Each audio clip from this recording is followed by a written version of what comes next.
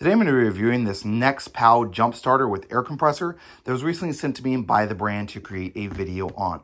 So what I'm going to do is I'm going to unbox this, show you exactly what you're going to get inside. I'm going to take it outside and test it out on my vehicles, show you exactly how that process works. So I'm going to open this up and let's see what we get inside. So inside the box is actually going to come inside of like a hard container. So that's really nice that it all comes with that, a way for you to store it all inside of there. So I really like that. It's going to make it a lot easier. Like we're going to keep this in one of our vehicles. So having this nice little storage container that it goes in is going to be a super nice way to store it. So let me just pull out the actual item. It's going to have like a foam thing to keep it from bouncing around or anything in there. So that's really nice. And then this is what it's actually going to look like inside of there. So it's going to show you, it's got the power button, depressure, pressurize, air pump functions, that sort of a thing. This is going to be rechargeable. It also is going to have like a USB out.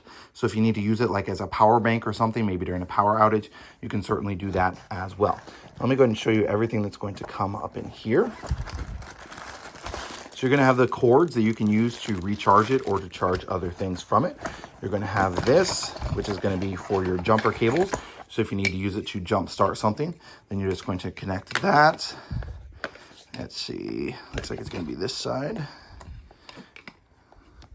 Yep, so that pulls off there, and then that's just going to stick right inside of there. And you can see there, that tells me how much power is onto there. So I can use these to jump start as I wish. That's just this little thing here on the side of there. And then it also has the little compressor hose as well. And let's see where that goes. So that's going to be right down here at the bottom. So that's just going to screw into place onto there. And it's just going to screw right into that little hole there. So you can use this for a variety of different options. I'm not even sure what that is. I guess a cigarette lighter for that. So you can use this for a variety of different things, including jump starting, including putting air into tires, those sorts of a thing. And then to power it up, you're just going to push the button there to turn it on. And then you can see the percentage that it has. So in inflation mode, so it's talking about inflating a tire, that's going to be doing that. So you can press the buttons here to adjust, I believe, the PSI, so that's up or down percentage. I think that's going to be the power percentage out. You will, of course, need to charge it. So it's type C in/out. So you can charge it using your USB-C charger. It's going to come with that. Not going to come with a charger box for that. So you can just charge it via like any wall box outlet. It's going to have this little power cord that you can use, or you can use it USB-C to charge it as well. So I'm gonna go ahead and head outside and show you how I'm gonna test out this air compressor first. And then once that's done, then I'll test out the jump starting kit. Now I'm right by the car, as you can see. So to use this, I'm just gonna press the power button here to turn this on. And then it said I need to push this button here. So it's gonna be on KPA. And so I need to actually change that bar and then change it to PSI. So now I can set it to the exact PSI that I want it to be on for my tire. So for these tires, I think it's supposed to be 36. So I'm going to push that. Then I'm going to connect it up to my tire, like so. And then push and hold the power button. Maybe that turned on the flashlight. There we go. You don't have to push and hold, you just have to push it. And you can see here, in real time, this is the PSI on my tire. So it was 27, was running a little bit low. So now I'm just gonna kind of leave that, and it's going to then inflate the tire. So you can see there, I've got it connected up, currently up to 29, and then it's gonna inflate up. So let me go ahead and just leave that. It will auto shut off once it reaches the PSI that it needs to. So I'll come right back with you once that airs it up. So you can see it actually did shut off there once it reached the 36. So that's a super nice feature that you can set the PSI, and then when it reaches it, it shuts off. Now I did test it a couple of times through, and it takes somewhere between 30 and 45 seconds per PSI to go up. From 32 to 33, it was about 45. And then for the next one, it was down to 40. And then the final one was like 35. So it does vary a little bit on actual time, but obviously it's a smaller compressor. So it is going to take it a little while to air it up. So if you're like 10 PSI low, like your tires are relatively low, it is going to take it a while to reinflate those. Just something to keep in mind on that. But then once I'm done with that, I'm just going to take and disconnect that. And my tire is now inflated to the proper PSI. So that's a really cool feature that actually does that automatically. I don't have to mess with it. All I have to do is connect it, and it then puts the air right into the tire from the NexPow. So now what I'm going to do is I'm going to take it to a dead battery. I've actually got a tractor that I've got a dead battery on. I'm going to show you that it's entirely dead. And then I will show you how the jump starting works with the NexPow as well. One other thing I did want to mention, just inflating that, so it was like maybe 5 psi or so low, maybe 6.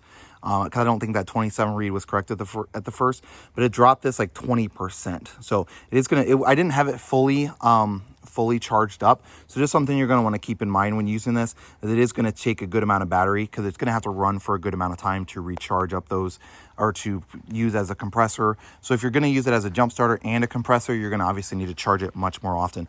So just something to keep in mind. You can easily push the power button to see what your current battery percentage is on this, so you can see that it's the 42% that's on there. So I got this old tractor here, and the battery in this is entirely dead. It's been sitting out a while. I haven't changed out the battery in a long time, so it needs a new battery. I just haven't gotten around to it yet. So what I'm gonna do is I'm gonna be using this NexPow to jump start this. So let me kind of show you here with the key and turn it on here. And you can see it doesn't even have enough power to like power anything up. Like, it's got nothing at all. So now I'm gonna connect this up to it. So I'm just gonna connect this into here. So this just slides right inside of there, like so, and then it goes all the way in. When it's on blue, then that means it's ready to connect. So you're just gonna connect the red one and connect the black one. So let me go ahead and do that. Now, if your battery is just low, once you get it connected up, then this will change to green. However, in the case of this, my battery is entirely dead. So what you have to do is you have to push the force start button, which is gonna be this red one right there on the back of this. So I'm gonna push and hold this until the green light comes on. Now you can see that green light is on. Now I'm gonna try and turn it over.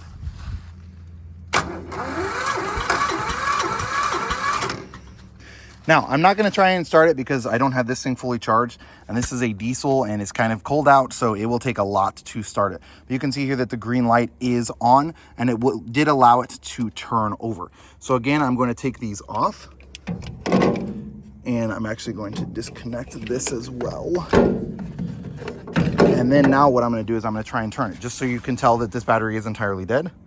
So I got it turned here, and I am turning the key on this, and the battery is entirely dead. So it does work even on dead batteries, but you just have to push that little force start button. So this little red one on the side, push and hold that until the green light comes on the front here. So that's just to force it if the battery is entirely dead. If it's not entirely dead, then it will be able to tell, like it'll register, okay, I'm connected up to the battery. So then it will go green all by its own. But if the battery is entirely dead, then you have to push and hold this little button till it turns green. So overall, definitely a really great product. I love the fact that it's multi-use. So you can use it for a light. You can just do that by pushing on there and then holding down on this top button here. Do that for 3 seconds, and then now I've got a light. So you can see I've got an LED light there, and you can even push that to change it to like flashing or SOS, I believe. Yep.